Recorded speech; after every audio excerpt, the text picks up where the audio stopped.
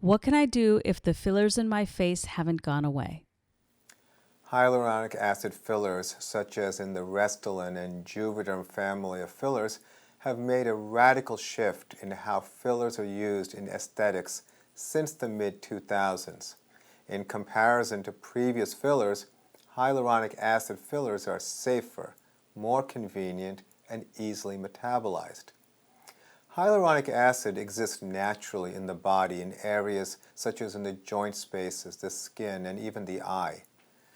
There are some instances where hyaluronic acid filler remains longer in the body than would be expected. I'll discuss the reasons why this can happen and how I manage patients with this problem in my practice. I'm Dr. Amiya Prasad. I'm a board-certified cosmetic surgeon and fellowship-trained oculofacial plastic and reconstructive surgeon. I've been in practice in New York City and Long Island for over 25 years. I perform hyaluronic acid filler placement for my patients every day in my practice. I routinely help people improve the appearance of the lips, under-eye hollows, and the smile lines or parentheses lines. I also use thicker hyaluronic acid fillers for the purposes of restoring the volume at foundational level of the bone in areas such as the cheeks, chin, jaw angle, and jawline.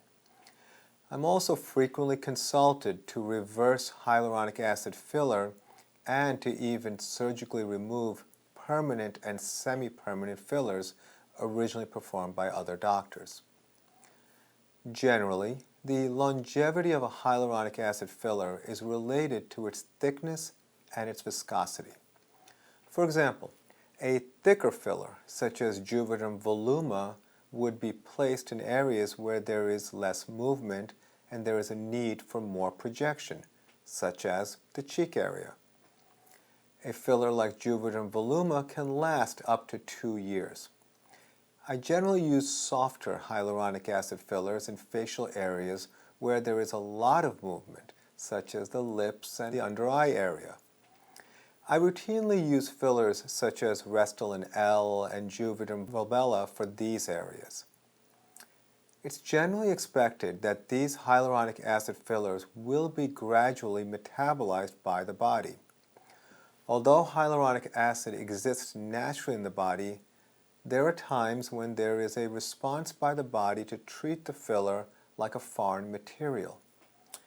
It remains undetermined whether this response is related to the material itself or the presence of any surface bacteria that is transferred into the skin at the time of placement. Nonetheless, the response of the body is to create a capsule around the material. When the filler material is surrounded by a capsule, the natural breakdown of the hyaluronic acid is actually prevented.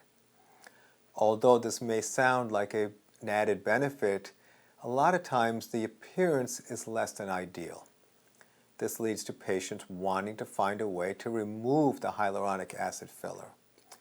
Fortunately, the treatment for encapsulated hyaluronic acid filler involves a strategy to dissolve the filler, as opposed to needing surgical removal, which would be necessary for semi-permanent or permanent fillers.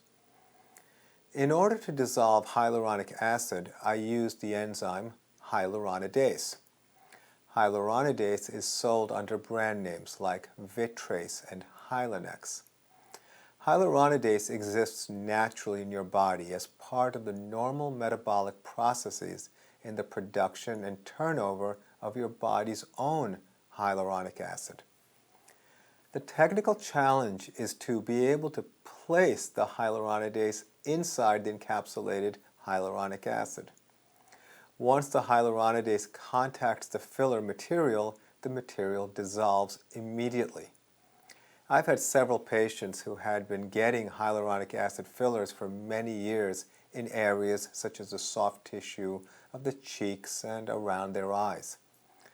I found that as I dissolved the areas where the filler was more superficial, the patient and I came to realize that there was even more filler present in the deeper tissues, which needed additional treatment.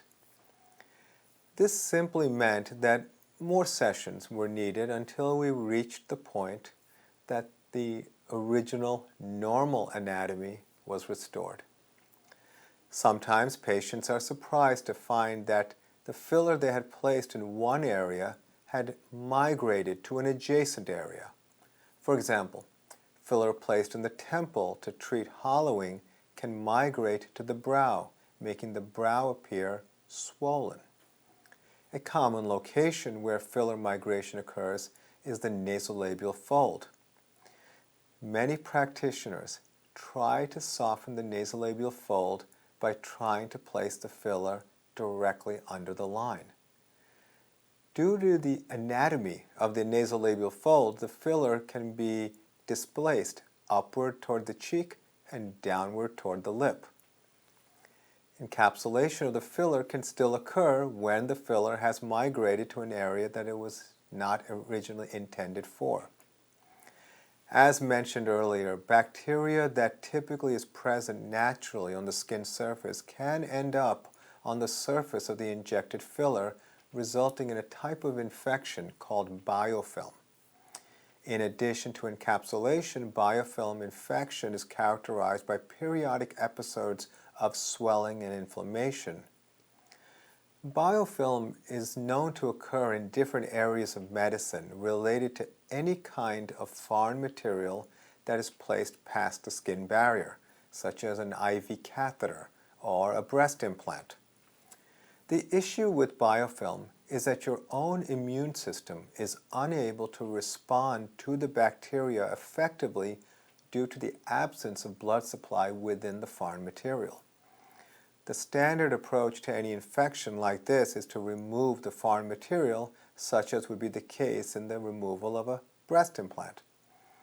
In the case of biofilm associated with hyaluronic acid filler, the strategy is to use hyaluronidase to completely dissolve the hyaluronic acid where the biofilm is residing. The challenge with biofilm is often making the diagnosis. Biofilm is sometimes diagnosed as an immune-mediated issue so that the patient gets treated with anti-inflammatory medications as well as antibiotics. Once again, the absence of blood supply makes these strategies challenging and often frustrating. A lot of my patients who come in for hyaluronidase treatment will report that they had hyaluronidase injection performed on successfully by the doctor who had originally performed their filler injection. I find that many doctors and non-physicians who perform injectables are not familiar with the tissue anatomy of the area they're treating at the level that a surgeon who performs surgery in the same area would be. This is particularly relevant around the eyes. Patients are often surprised to learn that an oculofacial plastic surgeon, such as myself, who trained in the early 90s in ophthalmology, during that time I was using hyaluronidase routinely as part of the anesthetic procedure before cataract surgery. I used hyaluronidase to improve local anesthetic absorption when injecting local anesthetic around and behind the eye. This was called a retrobulbar injection. As an oculoplastic surgeon, I have extensive experience in performing surgery around the eye, including the bones and the anatomical spaces around the eye. This means that my knowledge and familiarity in this area is very different from someone who's never done work like this. Since hyaluronic acid can migrate or be injected into the space deeper than the superficial skin layers, my knowledge and experience in this area has been helpful for people who have had hyaluronic acid injected around their eyes. A common fear is that hyaluronidase injection use will affect the native hyaluronic acid that would be dissolved in addition to the filler, potentially resulting in hollow appearance. In my clinical experience of performing hyaluronidase injections for a wide range of patients for many years, I have not observed any significant issue with hollowing after treatment. Since the body's natural hyaluronic acid is continuously replenished, there is really no issue in the long term.